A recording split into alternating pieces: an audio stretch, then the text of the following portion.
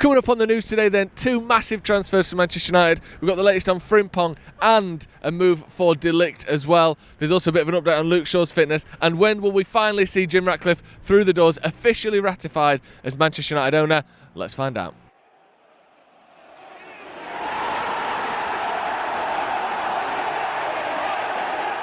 Hello and welcome to Stretford Paddock. We are at Old Trafford for the news this morning. We've got loads to talk about today. Transfers, we're looking at next season. There's also an update on Jim Ratcliffe's ratification of his deal for anywhere between 25 and 28% of Manchester United, depending on what you read. We will get into all of that. But let's start off with this potential move for Jeremie Frimpong. Now, this is coming out of the MEN. And it's sort of phrased and framed as a kind of big decision that Ten Hag has to make about how he wants to play. And it's kind of centred around the idea that Jeremie Frimpong plays not really as a right winger, as a right back for Bayer Leverkusen, but as a right wing back and a sort of a hybrid of the two roles. I think he's got something like 8 goals, 10 assists this season. Very similar numbers actually to Grimaldo, who plays over on the left wing back spot for Bayer Leverkusen. It's a massive way they attack. It's a massive sort of point of focus for them.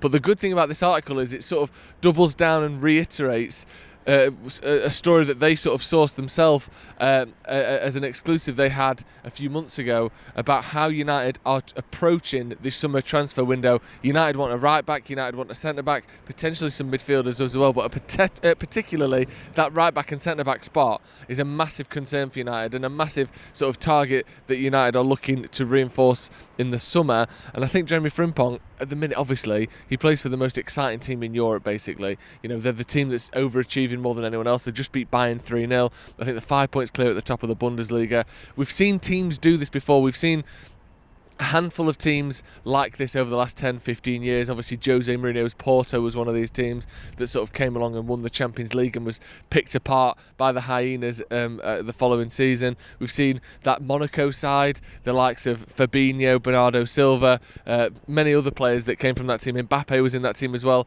that had all that money, that won the league in France. Then it gets picked apart, everyone gets sent around Europe, and it looks as though Bayer Leverkusen may well be the next one. However, those transfers aren't always successes, and I think get in the comments and let me know what you think to Jeremie Frimpong. For me, he's very exciting, and I do love obviously the way Bayer Leverkusen play. That high possession, high intensity football that they play is exceptional, very good to watch, and it's good to see a little shake up in the Bundesliga. But are we going to see another situation where we're getting a player who's kind of played a different system, hoping he can come to us, hoping he can be defensively minded, defensively sound, when he's not been used to doing that for the last couple of seasons?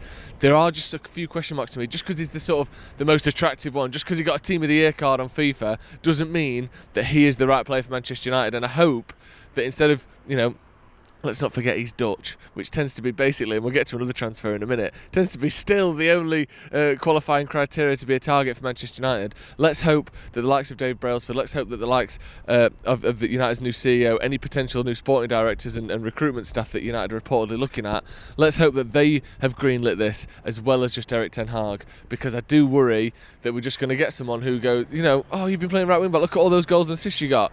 Okay, try and replicate those goals and assists, but now you're playing in a 4-back formation and you're playing against, let's be honest, better players week in, week out. Let's see how you can do there. That is my concern with Jeremie Frimpong, but he's only 23 years old, and if United are looking for a right back, he's obviously going to be one of the names that we are linked with, and for good reason, because he has been fantastic this season. Let's move on to another transfer then, and surprise, surprise, he's Dutch. I mean, it's almost a joke at this point, isn't it? But this is Matthijs de Ligt, and this is rumoured from Football Transfers, who is a bit of an interesting one. I sort of had a look at the journalist there, and is someone who's been working for a long time in football journalism. It's one of those ones that maybe we should take this with a pinch of salt, but they are claiming an exclusive on this, that Manchester United are interested in de Ligt this summer. Now, it's been around for such a long time that in my head, I think he's got to be 28, 29 by now. He's 24! I think he was 19 when he moved to Juve, which obviously means that he's had a few years worth of growing to do, and he's still only in his mid to early 20s. He's also at Bayern Munich in the Bundesliga. It's a bit of an odd one. For the last 2 or 3 seasons, he's had these weird sort of public detractors. A lot of Bayern fans aren't so keen on him. I think there's even been people in the Bayern hierarchy who've sort of come out and said, oh, we want to see a little bit more from him and all this. And yet, on the other hand, a lot of people still regard him as one of the better centre-backs in Europe, and someone that Ten Hag has obviously managed in the past when they were both at Ajax. It's an interesting one, this, for me. United definitely need a centre-back. If Bayern Munich don't win the league, I think you could see a little bit of a fire sale over there. They need to make some changes. The manager in Thomas Tuchel has been someone that has been massively criticised even before this season. He wasn't a big fan. He didn't have a lot of fans amongst the Bayern fan base, and I can't imagine he'll stick it out too long if they don't win the league this season. But again, and this is the problem that we're facing now. We've got to the point where I almost don't want him because he's Dutch. And I've got nothing against the Dutch. I love Dutch people, I love Dutch footballers. But there's part of me thinking, can we not just sign someone that Ten Hag doesn't know? I almost want to see it as like just proof that it isn't just Ten Hag ringing up all his old mates going, shall we get the band back together? Can't we just sign someone from, I'll just pick any country that isn't Netherlands. I'm sorry. It's almost the boy who cried wolf, isn't it? Where because we've signed so many Dutch players, because we've signed so many players that Ten Hag has either worked with or trained with or played against in the likes of Tyrell Malacia, you almost think, if he's Dutch, it must be more of the same and more of this transfer policy that no other top team in Europe has, which is just signing the manager's old mates. The difference is, I suppose, is De Ligt is a very established centre-back. He's played at some of Europe's best teams. He's been regarded, I think he was Ajax captain when he was 18, 19, wasn't he? He's been regarded as one of the best up-and-coming centre-backs in the world since he was a kid. There is a big difference here to signing, no offence, someone like Tyrell Malacia, who was brought in as a backup because he had a few good games against Ajax. It remains to be seen how sort of real United's interest is, but I don't know. Maybe I'm being unfair. Let me know in the comments. Do you want Matthijs de Ligt at Manchester United? Do you think he is the guy to maybe replace Varane, maybe replace Maguire, and be that sort of stalwart Manchester United sort of main centre-back for the next few years?